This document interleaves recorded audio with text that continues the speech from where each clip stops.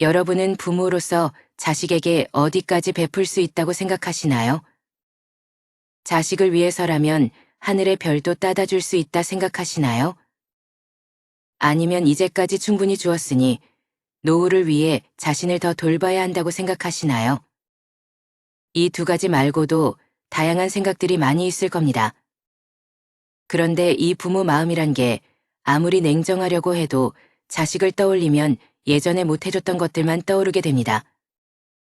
마지막 숨을 거두는 순간까지 뭐 하나 더 챙겨주고 싶은 마음이 바로 부모된 마음 아닐까 싶습니다.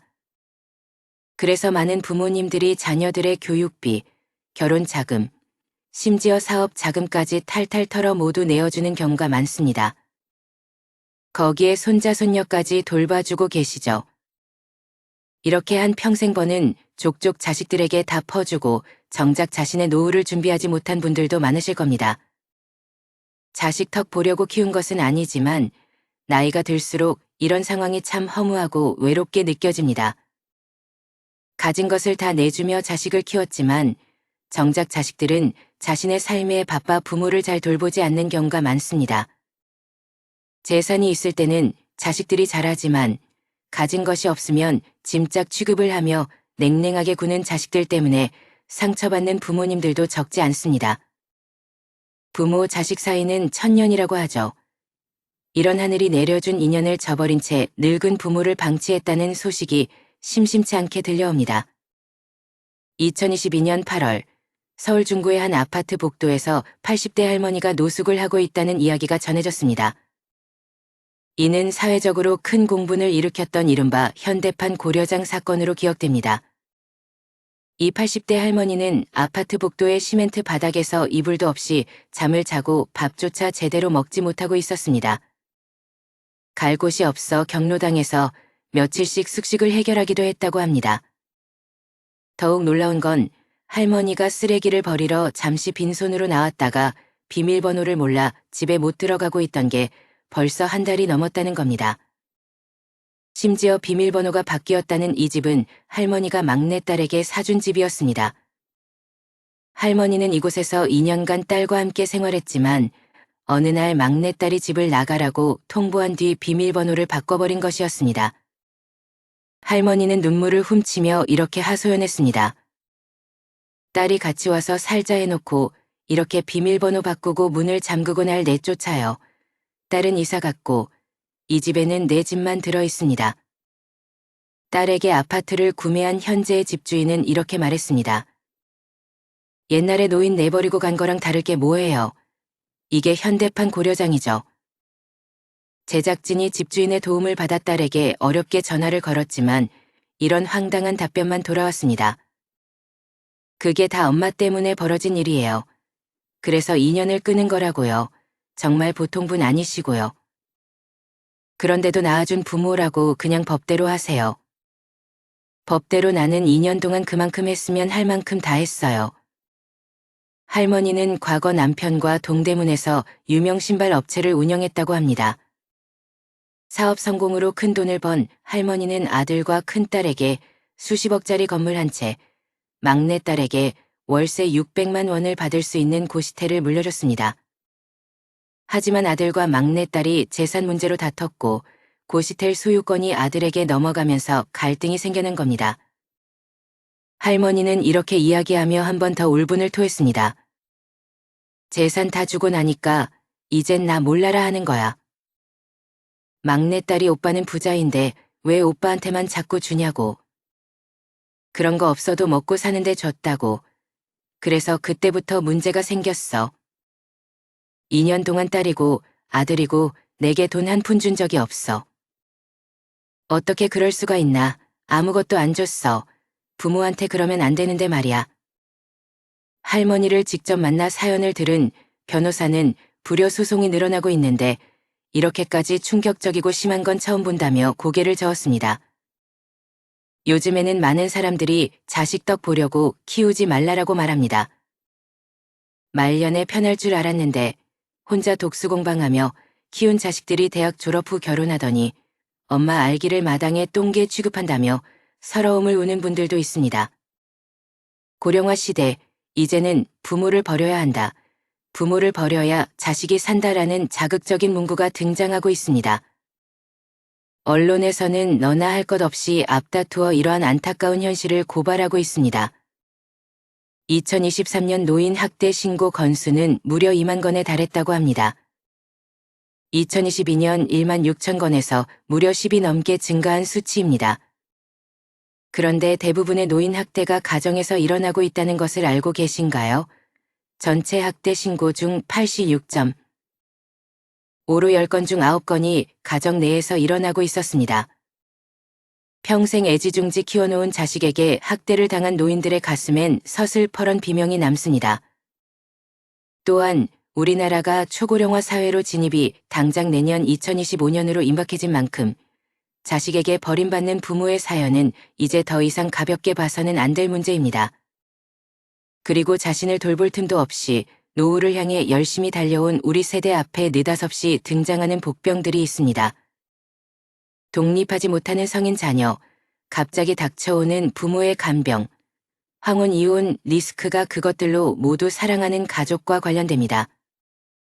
내 부모님, 우리 부부, 자식, 손주까지 총 4대네요. 4대 가족의 중심에 우리 부부가 있습니다. 우리가 개입하지 않는 가족이 없으니까요. 60년대생 최 씨 부부는 요즘 은퇴 전보다 더 바쁜 삶을 살고 있습니다. 최 씨의 남편은 대기업 은퇴 후 개인 사업체를 차려 소득 활동을 이어가고 있고 최 씨는 평일 오후 3시부터 7시까지 맞벌이하는 딸 내외의 손주를 돌봅니다.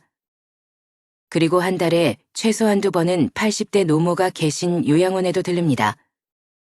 최 씨는 부모와 자식 부양을 모두 짊어진 기분이라고 토로했습니다. 딸에게 의지하고 싶지 않아 남편과 일을 할 수 있을 때까지 하기로 약속했기에 운동을 열심히 해야 한다며 씁쓸한 웃음을 지었습니다. 여러분, 혹시 마초 세대라는 말을 들어보셨나요? 부모를 부양하는 마지막 세대이자 자녀에게 부양받지 못하는 첫 세대를 의미하는 신조어입니다. 은퇴를 앞두고 있거나 은퇴한 뒤에도 20, 30대 자녀를 돌보고 8, 90대 노 부모를 동양해야 하는 1960년대 출생자들의 또 다른 이름입니다. 그리고 이 60년대생들이 내년이면 본격적으로 노년층이 됩니다. 부양만 받지 못하면 오히려 다행이죠. 재단법인 돌봄과 미래가 맞춰 세대 980명을 상대로 실시한 설문조사 결과가 있습니다. 조사에 따르면 응답자의 50 이상이 은퇴 후 노년의 삶을 준비해야 하는 상황에서도 월 평균 164만 원을 부모와 자녀를 위해 지출하고 있었습니다. 그러면서도 정작 자신은 자녀로부터 부양을 받지 못할 것이라 생각하고 있었고 심지어 10명 중 3명은 자신은 고독사 할 것이라 답했습니다. 지금까지 우리 한국 사회는 가족을 단위로 가족 중심으로 돌아갔습니다. 자녀는 연로한 부모를 동양하고 부모는 어린 자녀를 가르치고 돌보는 게 당연한 일이었죠. 그러나 이제 그 시스템에 균열이 생겨나고 있는 겁니다. 자식과 부모를 위해 노년의 생활까지 모두 내던지고 있는 마초 세대. 정작 그들의 인생 끝에 남는 것은 무엇일까요? 그래서 오늘은 조금 쓸쓸할 수도 있는 이야기지만 부모의 노후를 가감없는 자녀 리스크에 관한 이야기를 해볼까 합니다. 이야기 시작하기 전에 구독, 좋아요 눌러주시면 감사하겠습니다. 그럼 오늘의 이야기 지금 바로 시작합니다. 학생 때 그렇게 엄마를 떠나고 싶어 안달이다 결혼 앞둔 나이에 엄마의 손가락이 필요하다며 눌러 앉은 게 벌써 4년이 되었네요. 월세 받아야 하는데 한 번도 못 받았어요. 청약통장과 종신보험도 제가 내주지 캔 루족 아들과 함께 사는 노모가 온라인에 띄운 글입니다. 뿐만 아니라 캔거로 자식들 사연도 넘쳐납니다. 녹록지 않은 사회생활, 차라리 떳떳한 캔거 루족이 되라고 말하고 싶습니다. 부모님 집에 얹혀서 하는 부동산 투자가 최고라고 합니다. 어떤 재테크를 하든 캥거루는 이득입니다. 부모의 역할에 이제 정년이 없어지고 있습니다. 연구에 따르면 만 19세에서 49세 성인 남녀 중 30%가 부모와 동거 중입니다. 우리나라 청년 인구 3명 중 1명이 부모 품으로 다시 돌아가는 성인 자녀, 이른바 켄적인 겁니다. 수많은 청년들이 부모에게 얹혀 살거나 따로 살더라도 경제적 심리적으로 독립하지 못한 상태라는 것이죠. 그런데 더 큰 문제는 켄거, 루족이 이제 고령화되고 있다는 겁니다. 최근 켄거, 루족 증가 현상이 20대대 중후반보다 30대 초중반 연령대에서 발생하고 있다는 조사 결과가 나왔습니다. 40대라 해도 미혼은 50%가 부모와 함께 살고 있었습니다. 만원이나 비혼주의 풍조가 퍼지고 취업, 남과 주거비 부담이 겹치면서 사회활동이 왕성한 40대까지도 부모의 품을 떠나지 않고 있는 것입니다. 이와 같은 흐름은 비단 우리나라에서만 발생하고 있는 일은 아닙니다. 일본 등 주변국들뿐만 아니라 미국 그리고 유럽에까지 전 세계적으로 증가하는 추세입니다. 베이비붐 세대가 고독, 경제 성장의 편승에 사회적 입지를 고치고 자산을 축적한 반면 그 2세들은 성장이 둔화되는 시기에 사회에 진출했습니다. 그래서 세계적으로 MZ세대는 부모보다 가난한 첫 세대라고 불립니다. 켄 루족은 부모에게 기생하는 독신 부모의 퇴직금을 축내는 자식.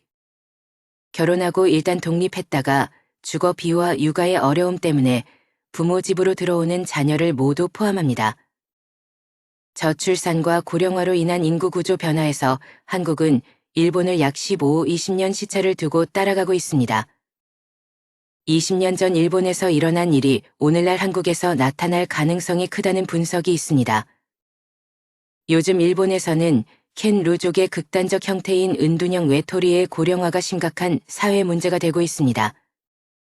몇 년 전 일본 도쿄에서 76세 아버지가 44세 아들을 흉기로 찔러 살해한 사건이 발생했습니다. 아버지는 도쿄대 법학부를 졸업하고 농림수산, 성차원 지낸 사람이었습니다. 하지만 아들은 켄족일 뿐만 아니라 게임에 빠져 부모에게 폭력을 휘두르는 키키코몰이었던 거죠. 그들은 부모인 7, 80대 노 부모의 연금으로 먹고 삽니다. 그러다 부모가 언젠가 고령으로 사망하면 40, 50대 자녀들은 생계가 끊길 위험에 처하게 됩니다. 반면 현대 한국은 부모들의 자녀에 대한 무분별한 지원이 큰 문제로 나타나고 있습니다. 많은 교육비를 투여한 것도 모자라 자녀가 결혼하면 집을 팔고 대출을 받아 지원해주는 것을 당연하게 여기는 경우가 많습니다. 더 심각한 것은 결혼 후에도 사업 자금이나 생활비, 교육비 등의 명목으로 계속해서 부모에게 손을 벌리는 자녀들이 적지 않다는 점입니다. 이런 상황이 지속되면 아무리 철저하게 노후 계획을 세웠다 해도 소용이 없어집니다. 유전 유효 무전 무효라거나 미리 재산을 안 주면 시달려서 죽고 찔끔찔끔 주면 졸려서 죽고 다 주면 굶어 죽는다는 슬픈 우승에 마저 놔두는 상황입니다. 성인 자녀 입에서 노인은 돈 쓸 일도 없지 않느냐. 여유 있으면서 왜 안 도와주느냐, 상속 미리 한다고 생각하시라, 이런 말이 나올 정도면 부모 자식 관계는 악화될 대로 악화된 상태입니다. 평소 자녀 리스크에 대비할 것을 강조해온 은퇴 전문가들은 중요한 조언을 합니다. 노후 자산을 너무 쉽게 내어주다가는 부모와 자녀 세대가 함께 무너질 수 있다고 경고합니다. 그렇다면 이러한 자녀 리스크를 피하려면 어떻게 해야 할까요? 첫째, 전문가들은 목돈을 가능하면 현금 흐름으로 전환하라고 조언합니다. 노인의 재산을 노리는 세력은 어디에나 있으며 목돈 자체가 폭탄 같은 위험물이라 경고합니다. 하지만 목돈을 연금이나 배당 수익 형태로 묶어두면 자녀든 사기꾼이든 그 돈에 손을 대지 못하고 노인은 시간의 이점을 활용할 수 있다는 것입니다. 여기 두 노인의 사례가 있습니다. 10억 이상의 현금을 보유한 A 노인과 해마다 4천만 원의 연금을 받는 B 노인의 노후 비교입니다. 두 분 모두 노안으로 10년째 요양시설에서 생활하고 있습니다. 자녀들은 항상 극진히 모시지만 긴 병에 효자 지킨다는 말이 있죠. A 노인의 자녀들은 시간이 갈수록 빨리 돌아가시기를 바라지만 B 노인의 자녀들은 되려 오래오래 사시기를 바랍니다. 왜 그럴까요? 목돈 주인이 오래 살수록 점점 줄어들지만 연금은 삶이 계속되는 한 꾸준히 지급되기 때문입니다. 그러니 자녀들이 오래 살수록 유리하다고 생각하는 것이죠. 참으로 현실적이면서 안타까운 얘기가 아닐 수 없습니다. 둘째, 자녀에게 경제적 자립심을 키워주고 금융교육을 시키는 것이 서울대 졸업장보다 훨씬 중요합니다. 물고기를 직접 잡아주지 말고 물고기 잡는 법을 가르치는 것입니다. 자녀가 자신의 힘으로 살아갈 수 있도록 말이죠. 이를 가능하게 하려면 부모 스스로도 자녀에 대한 집착에서 벗어나야 합니다. 특히 지금과 같은 저성장 시대에는 상황에 맞춰 소비를 조절하고 절약하는 능력이 절실해집니다. 셋째, 부모의 노후 계획에 대해 자녀들에게 명확히 설명하고 부모의 노후 역시 소중하다는 점을 공유하는 것이 중요합니다. 부모 재산의 소유권이 부모에게 있음을 분명히 해두는 것입니다. 50대와 60대는 자녀 교육에 모든 것을 쏟아붓는 동시에 부모 동양 부담도 떠안고 있는 긴 세대입니다. 부모 세대가 80세를 넘어서면 건강이 급격히 악화되어 보살핌이 필요해지는 경우도 생깁니다. 자신의 노후 준비도 안 되어 있는데 긴 간병 부담에 직면하게 되는 거죠. 독박 감정의 고통은 겪어보지 않은 사람은 이해하기 어렵습니다. 특히 치매와 같은 노인의 정신적 퇴행을 간병하는 사람의 심신을 갈아먹는 재앙에 가깝습니다. 2013년 한류 스타의 아버지가 부모님은 내가 모시고 간다는 유서를 남기고 부모님과 함께 세상을 떠난 사건이 있었습니다. 평소 극진한 효자였던 그는 연예인 자녀를 배려해 혼자 부모님 간병 부담을 짊어졌습니다. 그러나 결국 우울증에 시달리며 힘들다는 내색조차 못한 채 비극적인 선택을 하고 말았습니다. 오랜 세월 부모님 간병에 몸바쳐온 효자였던 그가 부모를 돌아가시게 한 페르나가 되고 말았습니다. 그들을 사지로 몰아넣은 것은 효도하는 자식이었을까요? 아니면 아픈 부모였을까요? 우리는 이제 이러한 문제들에 대해 진지하게 고민해봐야 합니다. 이 문제를 먼저 맞닥뜨린 일본에서는 노후에 닥칠 가장 큰 위험으로 간병 파산을 이야기합니다. 경제적 문제뿐만 아니라 간병 때문에 직장을 포기하거나 이혼하는 경우도 적지 않습니다. 간병퇴직이라는 신조어가 생길 정도입니다. 얼마 전에는 이제는 부모를 버려야 한다는 섬뜩한 제목의 책이 출간되어 많은 사람들에게 충격을 주었습니다. 직장도 그만두고 노부모를 돌보던 40대 딸이 차에 부모를 태운 채 강에 뛰어들어 노부부는 사망하고 자신만 살아남았습니다. 어머니는 10여 년 전부터 치매 증세였고 아버지는 질병으로 열흘 전 일터를 그만뒀습니다. 사건이 벌어진 날은 가족이 생활보호를 신청해 통과된 날이었습니다. 피로와 비관에 찌든 아버지가 다 함께 가자고 제의했고 딸이 동의했죠. 작가는 딸이 부모를 일찌감치 버렸다면 이 같은 비극은 막을 수 있었다 주장합니다. 만약 직장까지 그만두고 희생을 자처한 딸이라는 보호자가 없었다면 노부부는 더 일찍 지역사회의 보살핌을 받을 수 있었을 것입니다. 그랬다면 이러한 가족의 비극을 막을 수 있었을 거라는 얘기입니다. 노인 간병은 길게는 10년 이상 지속될 수 있습니다. 간병 때문에 자신의 삶을 포기해서는 안 되는 이유입니다. 부모를 돌보다 혼을 놓친 자식들의 이야기는 한둘이 아닙니다. 독박 간병은 사람을 피폐하게 만듭니다. 방문 요양, 요양병원, 요양원, 간병인 등 활용 가능한 모든 사회적 지원을 적극적으로 고려해야 합니다. 사회적으로 부모님이나 가족 보살핌이 필요한 이들을 믿고 맡길 수 있는 요양 제도를 구축해야 합니다. 세월이 흘러 현재의 5, 60대가 간병이 필요해진다면 어떨까요? 5, 60대는 대개 형제자매가 여럿 이어서 간병 부담을 나눌 수 있었습니다. 하지만 자녀 세대는 대부분 한두 명에 불과합니다. 자녀가 결혼을 하더라도 각자 자기 부모를 간병하는 것조차 힘들어질 것입니다. 그러니 5, 60대는 자녀 교육비에 막대한 지출을 하기보다는 훗날 사랑하는 자녀에게 부담을 주지 않기 위해 스스로 간병을 준비하는 자세가 필요합니다. 자식에게 모든 것을 퍼주기보다는 스스로의 노후를 잘 준비하는 거죠.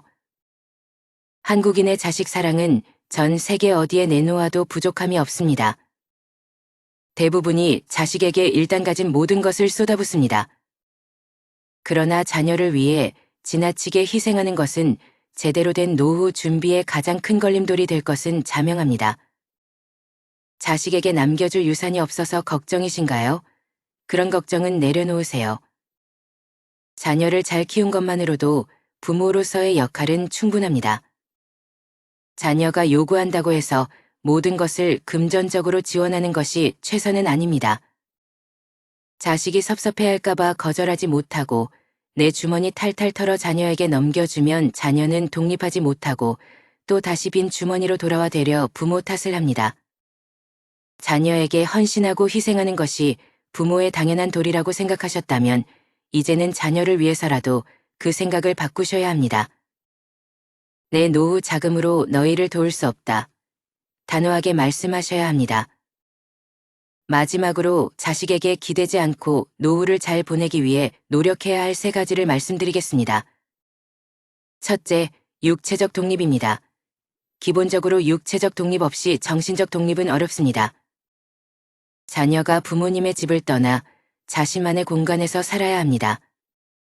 함께 살면 많은 것이 부모님의 영향 아래 놓이고 의지할 수밖에 없기 때문에 자녀는 자립적인 성장을 방해받습니다. 육체적 독립은 궁극적으로 자녀 자신의 성장을 위해 최우선적으로 이루어져야 하는 것입니다. 둘째, 정신적 독립입니다. 육체적 독립은 해도 정신적으로는 독립 못한 경우도 많습니다. 집을 나와 독립했지만 자신의 삶을 주체적으로 살아가기 위해 독립의 필요성과 중요성을 인식해야 합니다.